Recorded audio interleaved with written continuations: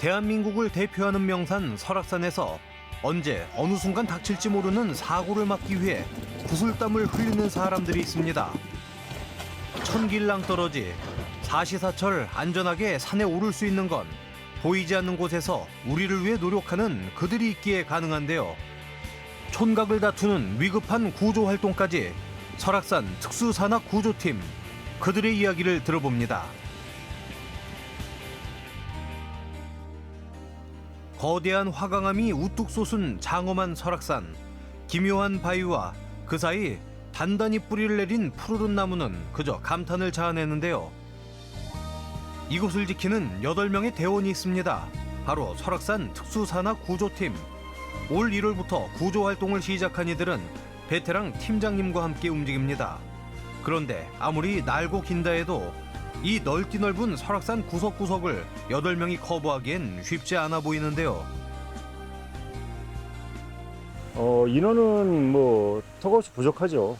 부족한데 저희 특수구조팀 외에도 국립공원 직원들은 전원이 다 구조대원이라고 생각하시면 돼요. 그래서 또 어떤 상황이 발생이 되거나 추가적인 지원이 필요하다 연락을 하게 되면 사무실 일 접고 전원이 다 투입되고, 그렇기 때문에 저희가 적은 인원이지만 자신 있게 할 수 있는 겁니다.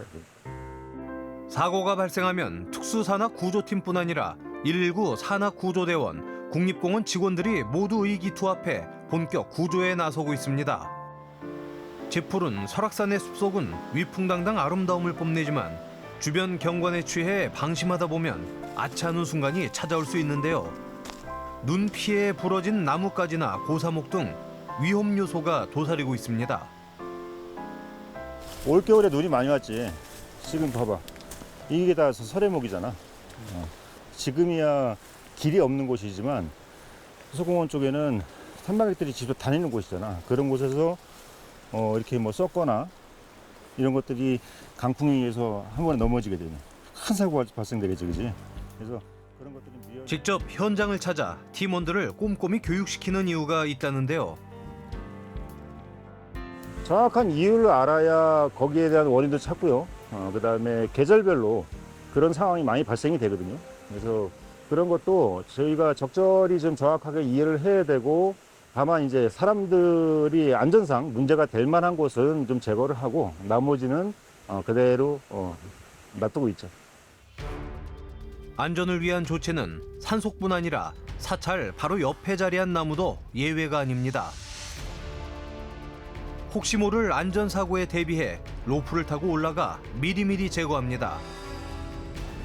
겨울이면 온통 눈으로 덮인 산에 올라 훈련을 하는데요. 눈을 헤치고 나가며 길을 뚫는 러셀 작업을 해야 합니다. 설산을 즐기려는 등산객을 위한 등산로 만드는 작업이 만만치 않아 보이네요. 이뿐만이 아닙니다.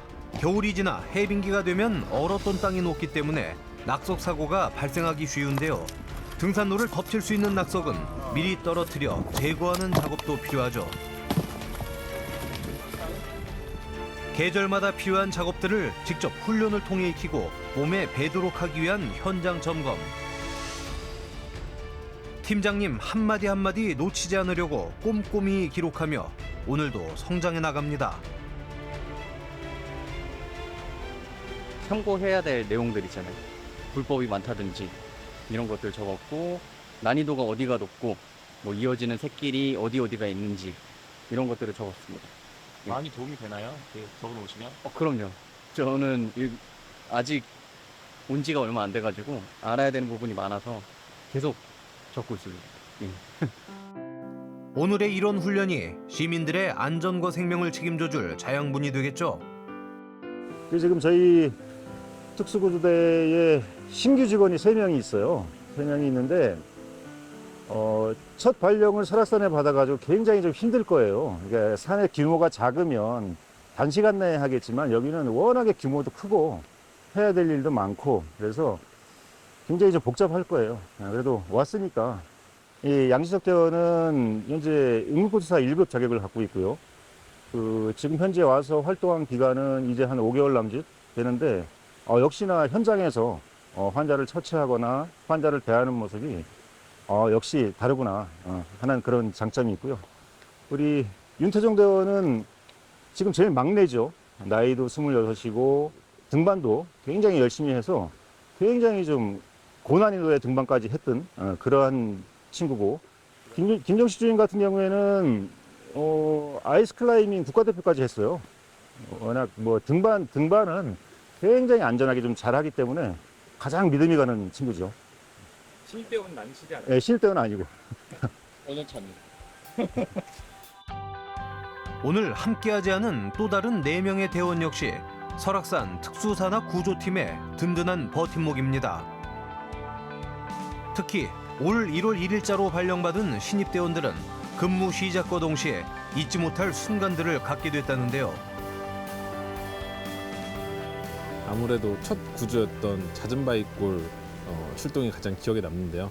첫 출동이고 또 오래 걸렸던 구조였던 만큼 가장 기억에 많이 남는 것 같습니다. 일단 눈이 많이 와 있고 환자를 데리고 와야 하는 그 코스가 길다 보니까 그런 부분에 있어서 조금 어려움이 있었던 것 같습니다. 제가 총 8시간 정도 걸렸는데 처음에 여기서부터 출동할 때까지 2시간 정도 걸리고 거기서 또 그 비법정 탐방로다 보니까 또 탈출하는 데까지 오랜 시간이 걸려서 여기까지 내려오는데 한 6시간 정도 걸렸던 것 같습니다. 매우 험난한 코스. 신입대원이 다친 환자를 신속히 옮기는 구조활동에 투입되기까지 그리 오랜 시간이 걸리지 않았는데요. 저희가 1월 15일부터 설악산으로 출근했으니까 한 달 만에 일어난 사건이었죠. 예. 그때 혹시 수습 기간이 아니었나요? 네, 저희가 수습이 3개월 진행되는데 저는 울산바위 내려오다가 연락을 들었었거든요. 그래서 후발대로 뭘 챙겨야 되는 거야? 이렇게 하면서 이제 선배님 도움 받아가면서 이렇게 수습 기간에 출동했던 경험이 있습니다.